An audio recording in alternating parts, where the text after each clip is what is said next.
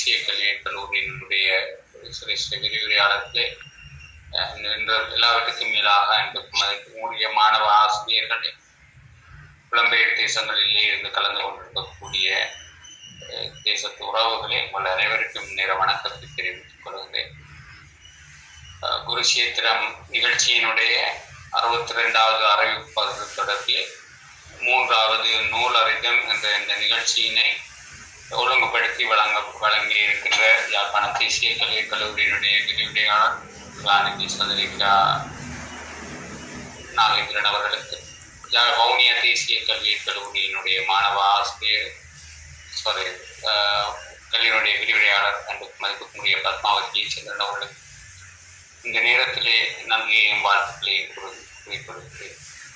உண்மையிலே இந்த குருஷேத்திரம் நிகழ்ச்சி எதிர்காலத்திலே தேவையான தலைவர்களை மாணவ ஆசிரியர்களிடமிருந்து உருவாக்குவதற்காகவும் பல்வேறு கல்வி, சமூக எழுச்சி, அரசியல் மற்றும் மாணவர்களுடைய அறிவுறுத்தி தொடர்பான விழிப்புணர்ச்சியை ஏற்படுத்துவதற்காக அல்லது சிறிய சிறிய அரட்டல்களை ஏற்படுத்துவதற்காக மேற்கொள்ளப்படுகின்ற இந்த முயற்சியிலே இந்த முறை நாங்கள் யாழ்ப்பாணம் பல்கலைக்கழகத்தினுடைய சிரேஷ்ட விரிவுரையாளர் திரு நித்திலவர்மன் அவர்களை இணைத்துக் கொண்டுள்ளோம்.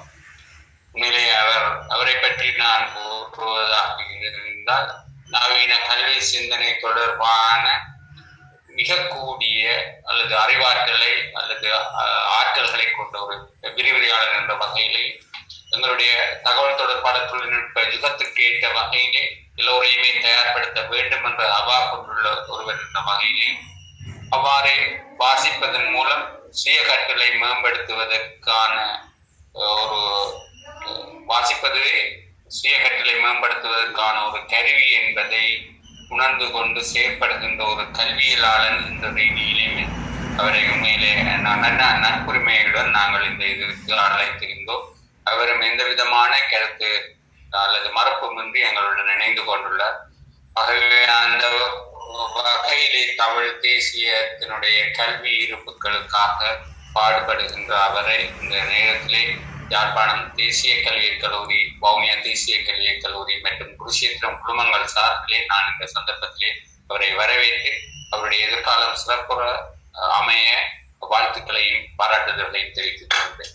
அவ்வாறு இந்த நூலறிதல் நிகழ்ச்சியிலே பல நூல்கள் அறிமுகம் செய்யப்பட இருக்கின்ற போதிலும் எங்களுடைய மாணவ ஆசிரியர்களுடைய நூல்கள் அறிமுகம் செய்வதற்கு உண்மையிலே மகிழ்ச்சி அடைகின்றேன்.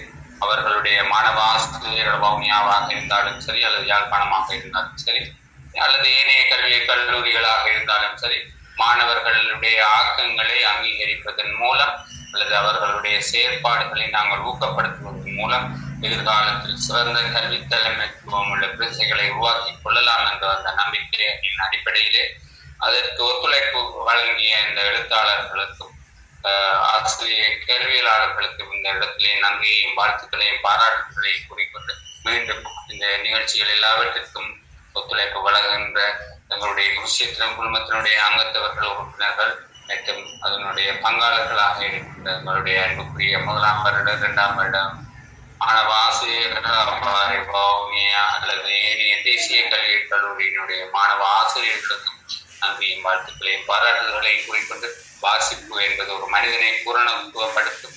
இங்கு எங்களிடம் இருக்கின்ற அறிஞர்கள் எல்லோருமே ஒரு வாசிப்பின் மூலம்தான் கூடுதலாக ஒரு நல்ல நிலையை அடைந்திருக்கின்றார்கள் என்ற ஒரு செய்தி எல்லோருக்கும் தெரியும். ஆகவே அதையும் வலியுறுத்தி எல்லோருக்கும் இந்த வருட புது வருட நிறைவிலே எல்லோருக்கும் எதிர்கால புது வருட வாழ்த்துக்களையும் கூறி விடைபெறுகிறேன். நன்றி, வணக்கம். அறிமுகப்படுத்தப்படுகின்ற நூலின் பேர் குருஷேத்திரம். ஆசிரியர் யாழ்ப்பாணம் தேசிய கல்வியல் கல்லூரியுடைய பழைய மாணவன் பாவனா ரமணாகரன். இந்த நூலினை அறிமுகம் செய்வதற்காக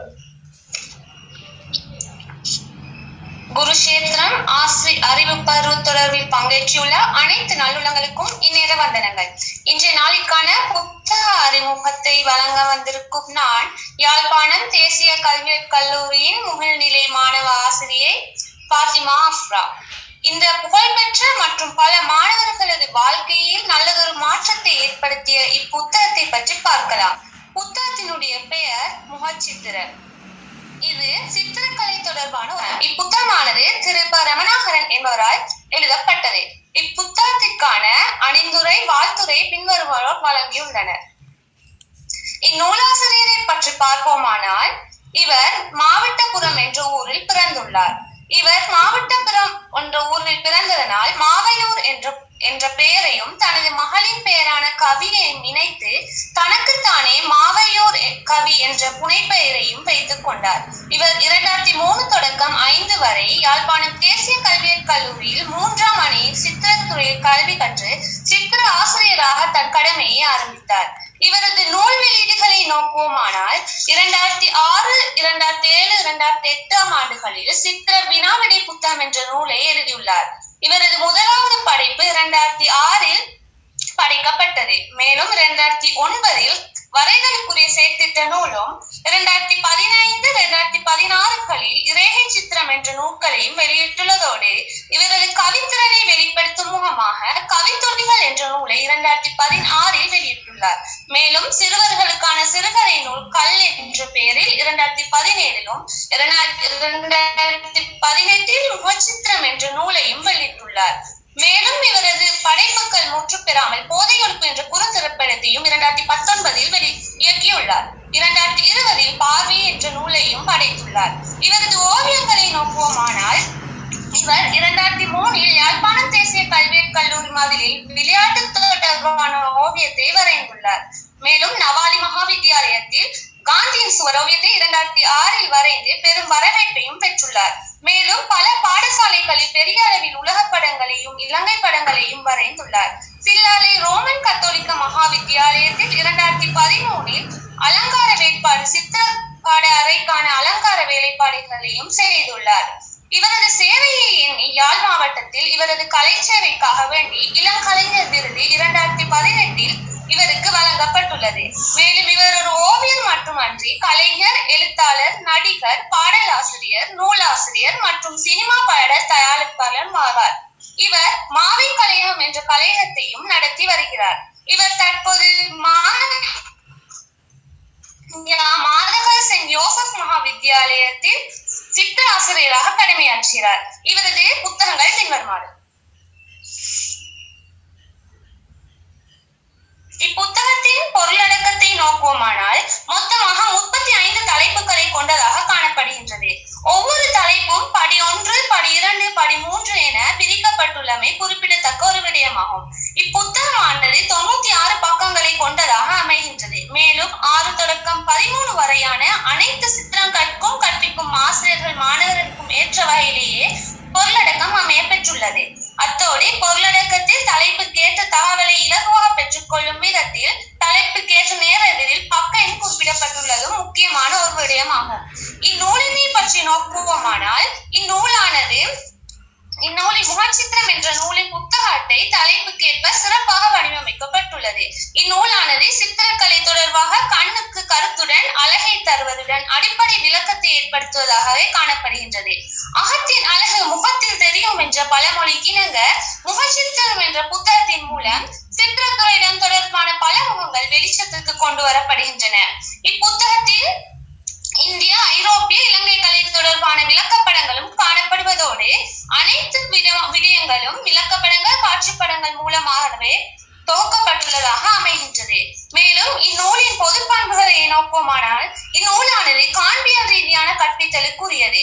ஓவியங்கள், சிற்பங்கள், கைவினை பொருட்கள், கட்டடங்கள் என்பவற்றில் சித்திரப்பட திட்டத்திற்கு அமைய செய்யப்பட்ட புகைப்படங்களின் தொகுப்பாகும். மேலும் இது இவ்வாறான புத்தகத்தில் உள்ள தலைப்புகள் சில உங்களுக்காக.